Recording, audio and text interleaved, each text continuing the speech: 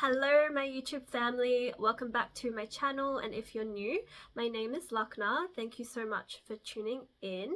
In this channel I love to talk about Vedic astrology insights, tarot, numerology, spirituality.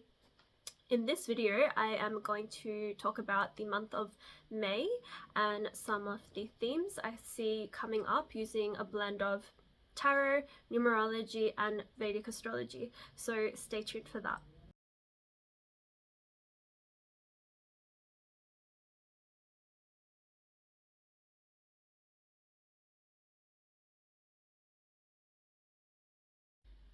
This month of May, I feel energetically there is so much magic to look forward to, and a lot more ease and flow and grace and harmony and balance to expect and to really cultivate.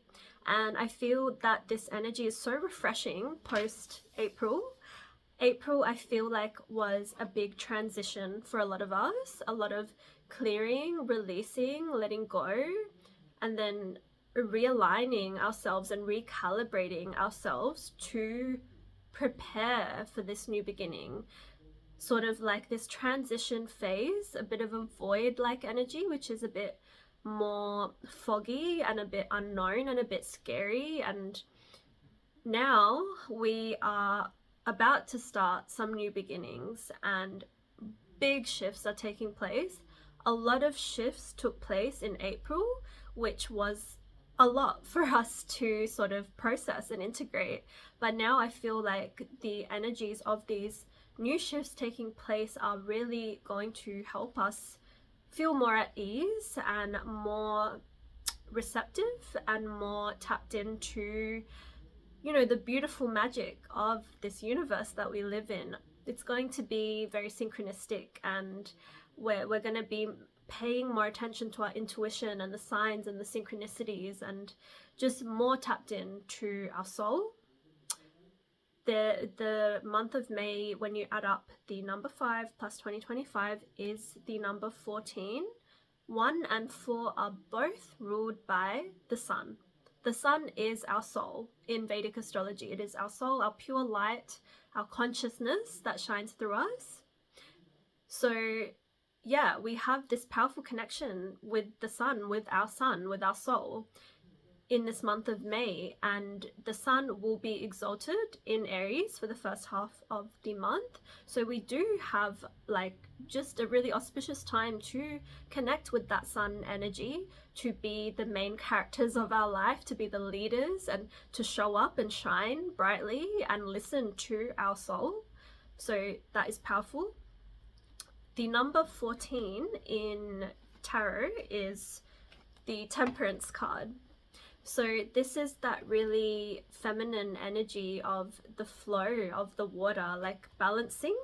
It's very about a lot to do with balance and moderation and finding this centered middle path of having both. You could see this as like your feminine and masculine, yin and yang, like you could see it as just, yeah, balancing out your energies. Maybe not feminine and masculine, it could be seen in so many ways. We have so many aspects in ourselves and in our lives that need balance, and this is going to come up this month especially. It is also about our cup or cups that we want to be overflowing with our water, with our light, with our love.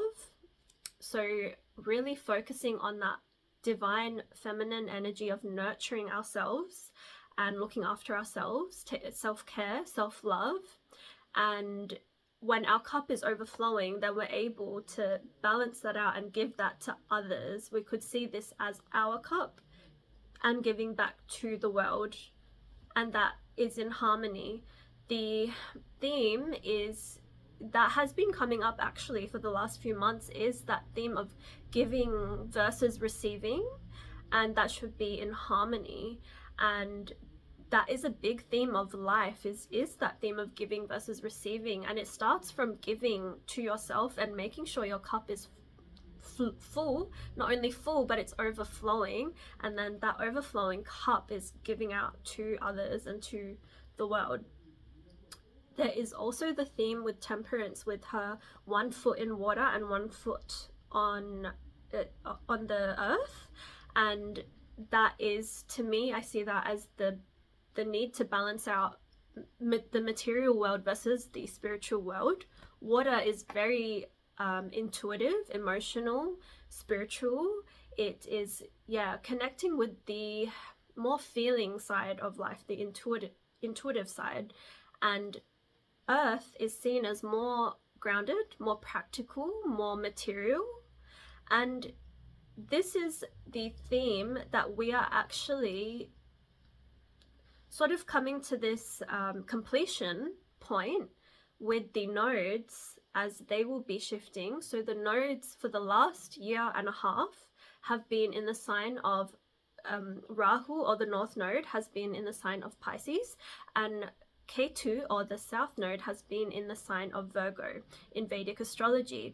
And this has been the biggest theme that we have been cultivating, as all of us as society have been trying to balance out material versus spiritual, and how, like, just learning how important both aspects are, because we are spiritual beings, but we are also having a human experience, and we are living in these physical vessels. We are living here on earth, and so there is this need to balance that out.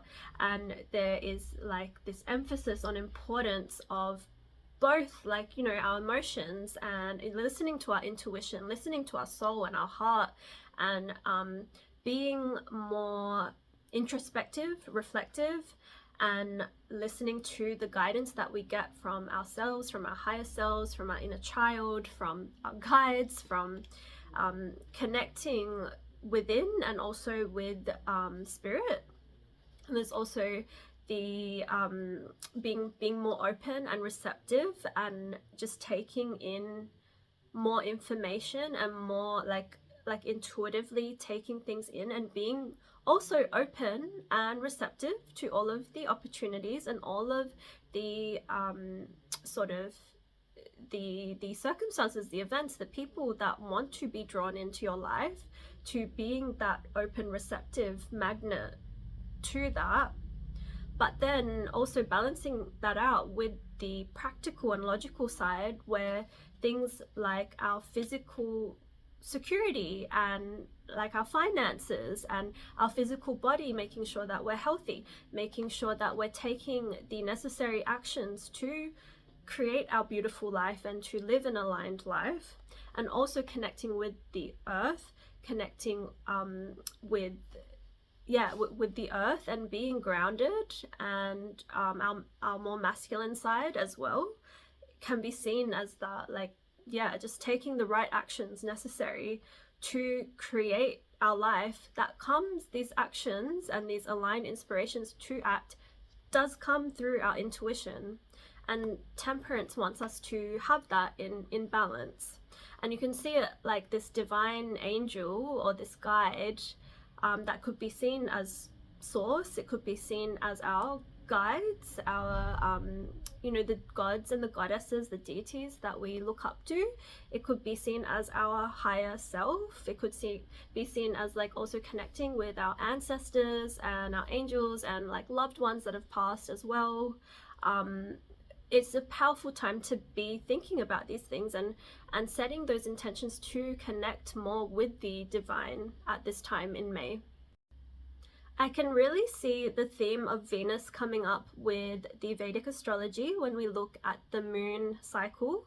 So the first full moon, which is happening on May 12th, will be happening in the sign of Libra in the nakshatra called Vishaka, and this Libra is ruled by Venus. The new moon will then be happening on May 26th and happening in the sign of Taurus in Rohini Nakshatra, and Taurus is also ruled by Venus. So yeah, the moon cycle is also illuminating to us the energies of Venus, and we're being reminded of the Venusian teachings which is very connected to the temperance. Actually, there is, you know, the sign of balance and peace and harmony, and you really see that with Libra is the balancing and also transmuting energies, which the temperance also really shows alchemy with the blending of the water, the two waters in the cups, and creating something new. So sometimes we have to deal with confronting situations or problematic circumstances to transmute that and deal with that contrasting energy to then create more peace in our life and more harmony and balance. So there is that Libra Venus teaching us in with the full moon. The new moon then has the Taurian flair of Venus, which is also a bit more earthy and grounded and teaching us more about the senses and really creating more of a sensorial experience for ourselves. So I guess it's a powerful time in the month of May to think about, firstly, how can we create more balance in our life, and is there areas in our life that require more balance? So a powerful thing to do this month would be to do one of those circle diagrams where you have each sort of aspect of your life, like work, home, life, family, relationships, fun, and just see if there's anything, you can ask your higher self and meditate about this, is there anywhere in your life that needs more balance? Another thing to really reflect on this month, because there is the energies of the sun playing out, but then also Venus, also the last new moon we just had at the end of May was teaching us this, and it's coming up this month of May, is the balancing of our masculine and feminine energies. And this is really, really important to do a deep dive into. Are you as allowing and open and receptive and tapping into your intuition and really connecting with your heart and your soul? This is very feminine energies. Are you able to be fully in your feminine so that you can then be also fully in your masculine and in balance and in harmony with both of these aspects of yourself? So are you then able to take that divinely guided masculine action that comes through the inspiration of your feminine? Just something to reflect on. And if that is in balance and harmony, and if you're overworking and burnt out and feeling sick and tired, maybe you've been too much in your masculine. Have you been maybe stagnant and really not attracting new opportunities to yourself, or feeling a bit guarded or closed off to opportunities, or a bit afraid to get out of your comfort zone? That is maybe an imbalance there as well. Maybe too much in your feminine, and an imbalance there, and some healing that needs to take place with your divine masculine. And this is just such a powerful time to really reflect on these things and our connection to our inner child, and also to our inner parent, our inner mother and father, which really plays such a big role on all of these themes of creating this balance and harmony within us, so that we can then reflect that externally. Two of the planets that really show us a lot about divine feminine versus divine masculine is Venus and Mars. Venus is in Pisces and Mars is in Cancer for the entire month.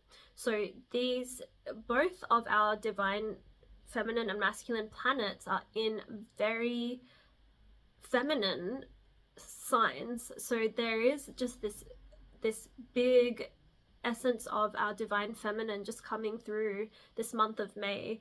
The way that we take our divinely aligned masculine action, Mars, this planet is the planet of the divine soldier within us that really protects and fights for ourselves, is in a very watery, emotional, intuitive sign called Cancer.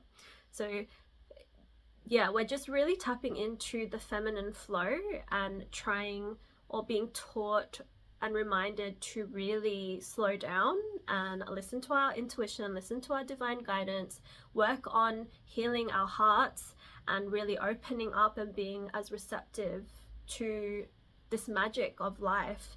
And you know, the heart chakra, the heart is the most electromagnetic energy that draws to us, that is this magnetic pull of just drawing in all of the frequencies and the people, the situations, the just creating our life for us. There's so much that we can do just through radiating that love that exists within us. And I feel that May is a powerful month for like seeing what layers need to be peeled back to be more open. If we have any protective shields up, this is the time to do the self-reflection to release those things.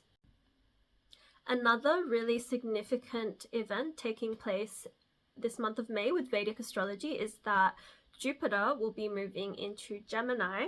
So Jupiter will be in Taurus for the first half of the month until 14th of May, and then we'll move into Gemini until the 2nd of June 2026. So this is a big new transit taking place. So there is that Taurus energy coming up again with the planet that really expands the most and creates so much positivity, abundance, good luck, and it really gives us this bird's eye view of life. And so we are being taught about the Taurian ways of living and life, and yeah, the importance of connecting with the earth and being grounded and practical and thinking about things to do with our senses. How can we incorporate more of a sensorial experience into our daily practices and routines? I just got back from spending some time with one of my best friends who has strong Taurus in her chart, and just really was reminded of the importance of lighting up a candle or an incense, setting intentions, creating a safe, sacred space for yourself, the music, the ambience, the vibes. Like when you do all of these things that just make you feel safe and comfortable, your vibes will just increase so much and your soul will feel so much safer and more open and receptive. Your heart will feel more open, and that's when you become magnetic and you become just aligned and fully connected to source. Like, yeah, just incorporating the senses where you can. And then on May 14th, we will be really wrapping up these teachings of Jupiter in Taurus and moving into Jupiter in Gemini, which is another really powerful shift. Until June 2nd, 2026, we will have Jupiter in Gemini. So have a look at your personal chart and where you have Gemini, what house and planets are being activated. This is going to tell you about the new chapter, the new beginnings taking place in your own personal life. But on a general sort of energetic thing, there is going to be the themes related to Gemini, like communication and expression and connecting with others. And this is very Venusian as well. The Gemini is ruled by Mercury, and Mercury is the number 5, which is the energy is playing out for the month of May. In numerology, when you add up 5 plus 2025, it does add up to 5. So Mercury is a big teacher as well this month of May. The themes to do with connecting, communicating, skills to do with your hands and expressing creativity, social media and like marketing and short distance travels, things like that can come up. But yeah, the biggest theme I feel with Mercury is connecting, and Gemini is, yeah, connecting with others.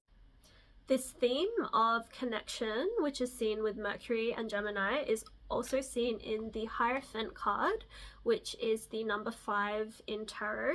So the Hierophant is also another major archetypal theme of May. There seems to be lots of themes playing out in May that are co-creating together. So the Hierophant is also ruled by Taurus, which is, I mentioned earlier, is the Taurian sort of completion of Jupiter in Taurus, also having the new moon in Taurus at the end of May. So we are really tapping into that. But the themes of the Hierophant is to do with these established power structures and systems that we have in place. So a lot to do with traditions and groups and communities, and that are based on tradition, and a lot to do with spiritual groups as well, and connecting with maybe religion or spirituality. Could be a bit more new age. It's also to do with conventions and sort of conformity, because it's not really this energy of producing new sorts of ideas. It's more about based on traditions, which is interesting because we will be having this major shift which is happening in Vedic astrology in this month of May, which is the shift of the nodes. The Rahu, or the North Node, will be moving from Pisces to Aquarius. So it's very interesting that it's happening in this month of May, where we've got the major archetypal theme of the Hierophant, which is very different to Aquarian energy.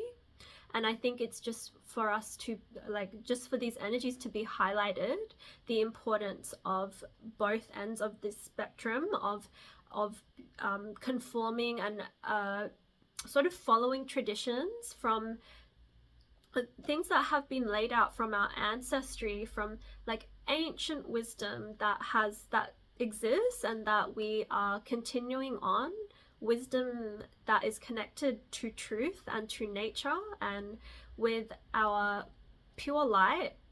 Really, I guess this big shift with the North Node moving into Aquarius wants us to be able to discern the traditions and the things that we continue to do as humans, as society, what needs to stay and what needs to go and what needs to be released and cut out, because the energy of Aquarius is very trailblazer. It's very creating shifts and changing the norm and not really conforming at all to society. It's this independent energy that wants to create new shifts for reality, for humanity.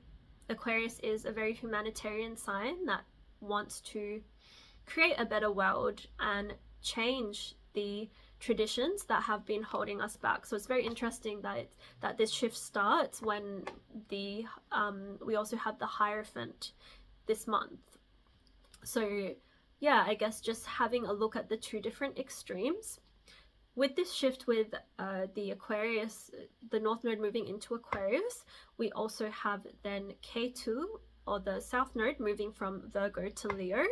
So what we have completed is this energy of really tapping back into that ancient wisdom of nature and maybe letting go of more of that logic of the practical material sort of views of what it means, what healing means, and being of service and being physically secure in ourselves is this very Virgo energy that we've sort of come to this completion, where Ketu has been wanting us to let go of the limiting belief systems and ways that we have been living our life, any ancestral wounds and trauma related to that theme of health and healing and connection to nature and really living a pure life. And now moving into Leo, which is happening on May 18th, as the North Node also moves into Aquarius, Ketu moves into Leo. Leo is ruled by the sun. It's all about our light and being connected to our light, to source, to our consciousness, and feeling confident and courageous to shine that and to listen to ourselves, to be the main character of our life and to shine our light brightly, to shine our light unapologetically and just openly and without any fear of being judged, of being seen, just really being our true authentic selves and being selfish when we need to be so that our cups can be full and overflowing, like I mentioned. And you see it with the Aquarius, the sign of the water bearer. The water is overflowing from this cup, and that is the energy of Aquarius, is overflowing in our own love and light, so that that light is overflowing and we are giving that back and being of service and helping humanity thrive and creating a better life, for a better world for everyone. And yeah, that is the big shift that's taking place starting on May 18th, and this will last until December 2026. It's a big new shift happening where wherever you have Aquarius in your chart and any planets being aspected by that is going to be illuminated by Rahu. Any planets in Leo and also your house that is ruled by Leo is going to be activated. So have a look at that. These are the new beginnings taking place in your life. And yeah, also where you have Gemini in your chart is where this new shift of energy of Jupiter will be moving into. So that's also a powerful place for illumination starting this month of May. It's very powerful. Another theme that I saw with the Hierophant, and the word Hierophant is like hierarchy, and you can see like this spiritual guide, these people are really looking up to him, and he is like a teacher or a guide or a guru, also similar to Jupiter's energy being the teacher or the guru. And when I think of the word hierarchy, I feel that the universal truth of hierarchy is, I feel that there is a flaw to that, because I do believe that like that saying, when the teacher learns just as much from the student as the student does from the teacher. And you see it with children and parents as well. The children teach their parents just as much as the parents do for the children. And yeah, I do see that theme of integrating that knowing in this month of May. Mercury as well, which is the ruler of Gemini, which is that other big theme. Mercury can also be seen as like these themes of like teacher, student, child, or like younger sort of siblings, which you learn just as much from. Like age doesn't mean anything, and yeah, just like status doesn't mean anything. Like we are all teaching and reflecting things back to each other. And so that is something to just reflect on in this month of May, and I'm curious to see how that comes up for you. We are all reflections to each other, and we're all teaching us different things about ourselves and mirroring things back to each other.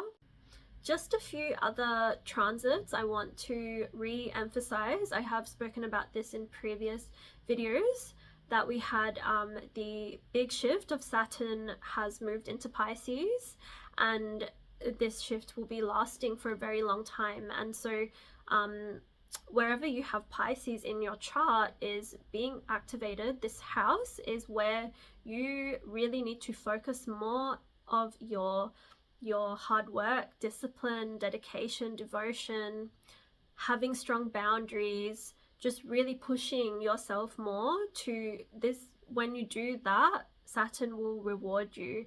And also making sure that you are taking out that divinely guided time to nourish and nurture yourself and to recharge, so that you can then take more action and push yourself even more so from an aligned place.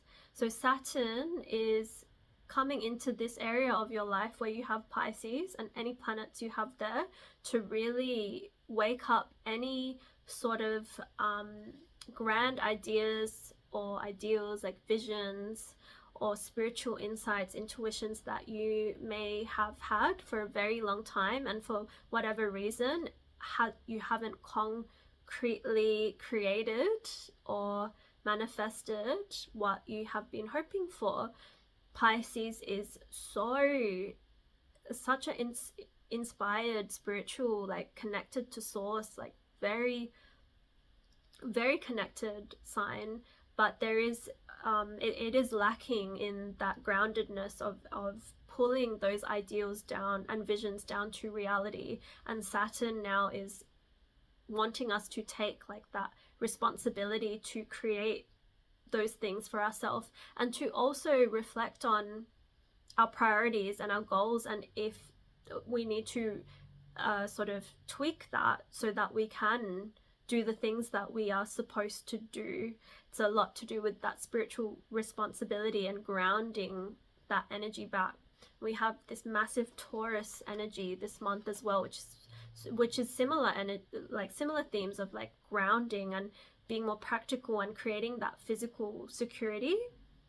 And another interesting thing with that Taurus energy coming up, which is the Hierophant in tarot, the Taurus, the shadow aspect of Taurus is conforming and be like not wanting to change and being sort of stuck and rooted in comforts, and maybe overindulging to create that sensorial experience. There is that shadow aspect of that, where if you are too much on one end of the spectrum of overindulging and focusing so much on the blissful experiences that you can create, that pendulum does have to swing in the opposite direction to create that balance and harmony. And so temperance really wants us to not be on one extreme or the other. It wants us to find that middle path so that we can be super centered and grounded in our life. And not to say that we shouldn't be striving to find these blissful, really enjoying our life and doing fun things, like that is so important, but everything needs to be in balance and moderation. And another interesting thing is that Uranus recently moved into Taurus, and this is very similar energies to what I see with this month of May being the Hierophant, being this Taurus energy, the traditions, the norms, and the connecting with the groups and like spiritual communities, plus this Hierophant energy, this Taurus energy, plus the North Node moving into Aquarius. Aquarius is, in Western astrology, is co-ruled by Uranus. Uranus has moved into Taurus, so Taurus, this area of our life where we have Taurus, is needing this Aquarian energy of shifting whatever we have been stagnant in, whatever we have been just not getting out of our comfort zones and not allowing for change. So Uranus is coming into this area of our life and just igniting this electric energy to just shift us spontaneously, and just all of a sudden things can happen to shift the stagnant areas of our life, which is really, really cool. And so if you have planets in Taurus, or wherever you have, whatever house you have in Taurus is a big one as well. It's interesting, it's the house where you have Taurus and also the house where you have Pisces is undergoing a similar shift, where wherever we haven't created the changes that we need to, those areas are being illuminated to us now, and we will get that strength and courage and the energy from the planets to make the shifts necessary for ourselves. So yeah, May is looking like such a powerful month, like massive new shifts happening, and it is just the beginning in May, like literally just the beginning. Like there is so much to look forward to for the rest of the year, but with the nodes shifting, personally, it feels like, to me, it feels like this is the beginning of the age of Aquarius, where society as a whole, we will be really tapping into the frequency of Aquarius, which is so powerful. Rahu is way more comfortable in Aquarius than Pisces, so there's going to be less fogginess and less like getting swayed by our emotional self. Like there is this healthy level of detachment with Aquarius while still being selfless and wanting change and wanting to create a better world. And there is still that beautiful energy of idealism and being like a visionary and having these sparks of insights to create a better world. And Aquarius is just, yeah, it's very free thinking. It's very like this very liberating energy that really wants us to be our most authentic selves and really tap into our unique energetic signature of who we are and express that and share that with the world. Ketu in Leo is moving into Leo is going to help us to release the limitations and the baggage, the ancestral wounds that are holding us back from really feeling confident in ourselves and our divine light and sharing that and being the leaders, being the main characters of our life as well. So it's such a powerful time and I'm really excited for this shift. If you would like a personal reading to see how these big shifts are going to be affecting you personally, I do recommend that, especially from this month onwards, because there are some big things happening, like new beginnings happening, and it's just a really auspicious time to set the intentions for yourself based upon what planetary shifts are happening in your own chart. And if you need like a guide to help you do that, I would be so happy to do that. Just reach out. I've got my Etsy on my YouTube bio, or you can send me an email or a message. But yeah, besides that, I will see you all in my next video, everyone. I'd love to hear how your month is going and how the previous new moon was. Yeah, let me know in the comments. But other than that, I will see you all in my next video. Bye, everyone.